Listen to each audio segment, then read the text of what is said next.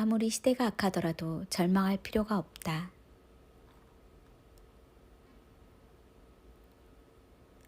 보통 신자들은 요나에 대해서는 잘 알지만 나홈에 대해서는 거의 거론하지 않는다. 그러나 요나와 나홈은 공통적으로 아시리아의 수도 니느웨를 다루고 있다. 요나는 니느웨 도시의 회개를 촉구하였고 그들은 심판을 면하였다. 나홈은 회개에 합당한 열매를 맺지 못한 니느웨가 심판받는 모습을 보여준다. 나홈서는 회개와 용서, 무한한 사랑 같은 소망적인 메시지는 거의 언급하지 않고 대부분 일방적으로 심판을 선언하고 있다. 그런 이유로 일부 주석가들은 나홈서를 혐오 찬송으로 취급하기도 했다. 정죄와 심판과 보복을 다루고 있는 나홈서는 기독교인들이 그다지 반기지 않는 책이다. 나홈서는 7년 환란에 적합한 메시지를 담고 있다.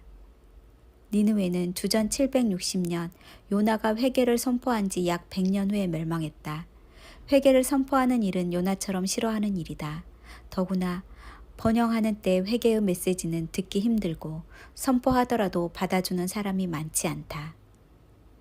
니느웨는 이스라엘 북동쪽 티그리스강 동편 기슭에 위치한 도시로 도시의 성 둘레가 3일길 약 96km나 될 정도로 거대한 성읍이었다.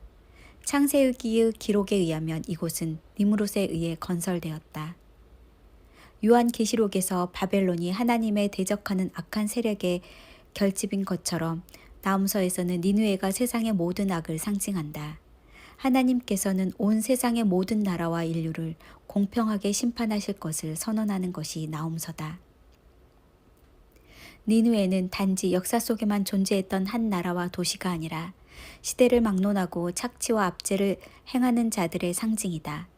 아시리아와 니느웨는 하나님의 계획과 하나님의 백성을 모함하고 박해하려는 세상의 악을 상징하면서 현대에는 음녀 바벨론으로 계승되었다.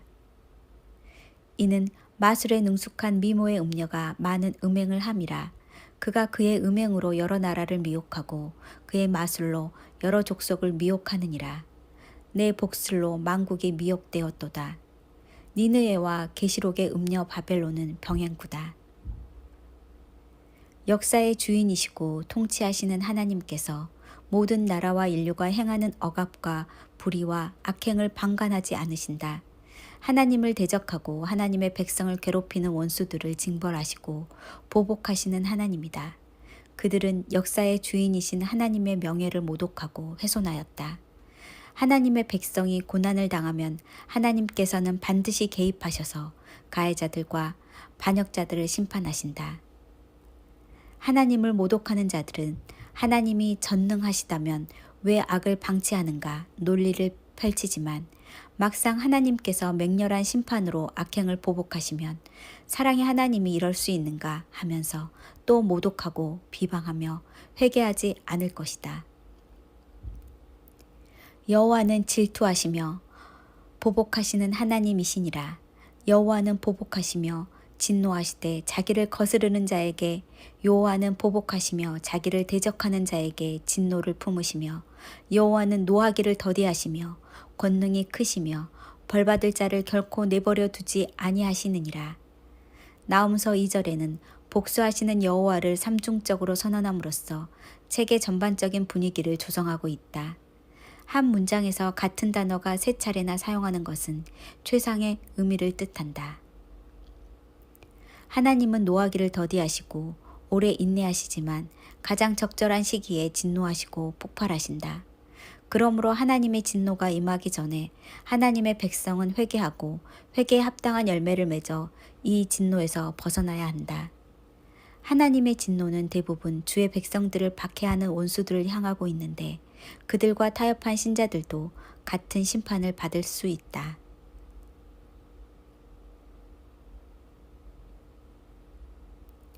계시록의 음녀 바벨론은 고대 바벨론과 니느웨를 계승한 인간의 도성이다. 첫사랑을 음녀에게 주고 주님을 두 번째 사랑으로 삼은 사람은 인간의 도성에 속한 사람이다. 이 도성은 장차 짐승의 표를 가진 자만이 매매할 권리를 주기 때문에 피해 도성이 될 것이다. 사치한 물건들을 공급한 상인들과 물류 운송자들이 치부하였고 정치가들도 이들과 음행하였다. 물건들을 소비한 도시, 바벨론 도시 속에 살아가는 인류는 사치와 향락을 위해 이 물건들을 매매하는 소비자들이다. 그들도 하나님보다 풍요와 번영을 더 사랑하여서 음행한 자들이다. 신앙이란 얼마나 더 주님만 의뢰하는 수준에 달려 있다. 세상에 집착한 인류는 그것들과 함께 망할 것이다. 악의 종말은 예고되었다. 하나님의 백성으로 살아가야 할 그들이 우상들을 사랑하고 감사하고 그것들을 간절히 추구했다는 것은 기가 막힐 일이다.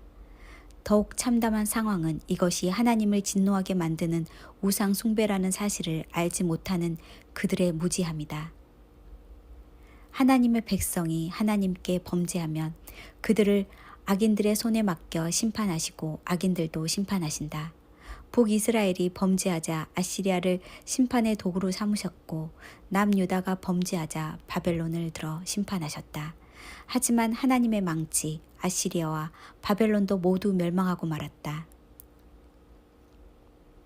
산들은 진동하고 언덕들은 녹아내리고 땅은 뒤집히고 세상과 그 안에 있는 모든 것은 곤두박질한다. 현대 인류도 요한계시록을 통해 같은 심판이 예고된 상태다.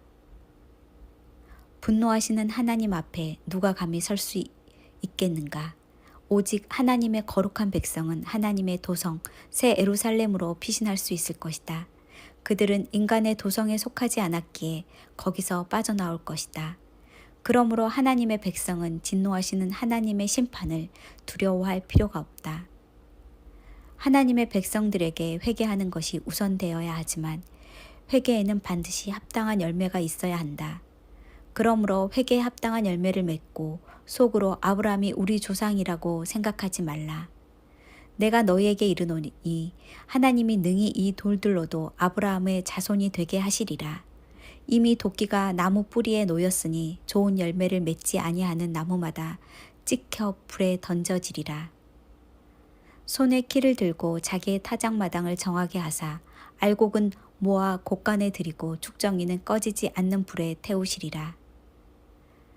바리새인과 서기관은 회개에 합당한 열매 없이 속으로 우리는 아브라함의 자손이라고 그릇된 자만심에 빠졌다. 현대 신자들도 회개에 합당한 열매 없이 속으로 믿음이 있으니 천국에 들어갈 것이라 착각하고 있다. 시대와 대상은 다르지만 둘 다 동일한 오류에 빠져 있다는 것을 눈치챌 수 있을 것이다. 우리는 시대의 격변기에 살아가고 있다. 그 어느 때보다 백성들을 깨우기 위해 마지막 징조들을 보내시고 있다. 최악의 상황이 오기 전에 회개를 촉구하는 하나님의 나팔 소리를 듣고 있는가? 준엄한 하나님 말씀에 떨며 그 앞에 겸손해지기 위해 무릎 꿇고 있는가? 우리의 믿음 또한 우리의 삶에 합당한 회개의 열매를 맺고 있는가? 그렇게 살고 있습니다. 그렇다면 아무리 시대가 악하더라도 절망할 필요가 없다. 오히려 하나님께서 그의 백성을 구출할 때가 속히 오도록 중보하며 그 소망으로 기뻐할 것이다.